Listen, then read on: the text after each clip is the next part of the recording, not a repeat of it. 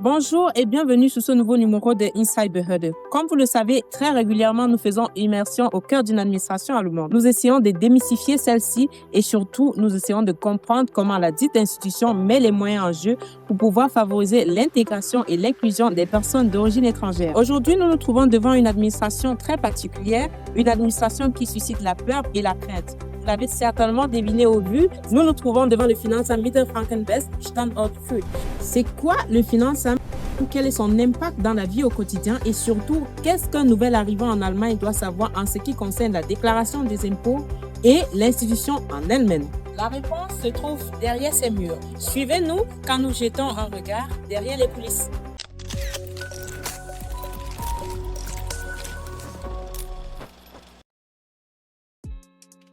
Dans tout État moderne, l'impôt constitue un pilier fondamental du fonctionnement collectif. Il permet d'assurer le financement des services publics essentiels, qu'il s'agisse des prestations sociales, de la sécurité assurée par les forces de police et les services de secours, ou encore des infrastructures telles que les établissements de santé, les structures d'accueil de la petite enfance et les établissements scolaires. Les administrations fiscales ont pour mission de veiller à la bonne perception de ces ressources, de contrôler les déclarations et de garantir une application juste et équitable du droit fiscal. S'agissant des personnes récemment installées en Allemagne, certains principes doivent être rappelés. Chaque individu se voit attribuer un numéro d'identification fiscale unique dès son enregistrement auprès des autorités compétentes. Ces numéros, indispensables notamment dans le cadre d'une activité salariée, doivent être communiqués à l'employeur. Il convient de le distinguer du numéro fiscal délivré ultérieurement par l'administration fiscale. En règle générale, les salariés ne sont pas tenus d'effectuer des démarches d'enrichissement spécifiques auprès de l'administration fiscale au début de leur activité professionnelle.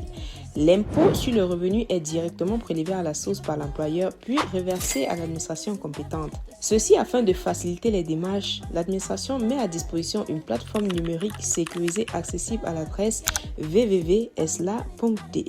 Celle-ci permet d'effectuer l'ensemble des formalités fiscales en ligne, depuis la déclaration de revenus jusqu'aux échanges avec l'administration, en passant par la réception dématérialisée des avis d'imposition. Certaines erreurs fréquentes peuvent toutefois être évitées. Il importe notamment de vérifier si l'on est soumis à l'obligation de dépôt d'une déclaration de revenus, en particulier en cas de pluralité d'employeurs. Par ailleurs, même en l'absence d'obligation, le dépôt volontaire d'une déclaration peut s'avérer avantageux et donner lieu à un remboursement. Le respect des échanges revêt également une importance particulière. La date limite de dépôt des déclarations de revenus est fixée au 31 juillet 2026.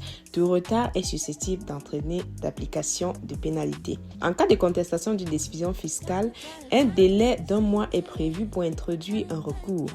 Enfin, les travailleurs indépendants et les entrepreneurs sont invités à porter une attention rigoureuse aux mentions obligatoires devant figurer sur leur facture. Pour toute information complémentaire adaptée à votre situation, plusieurs ressources officielles peuvent être consultées.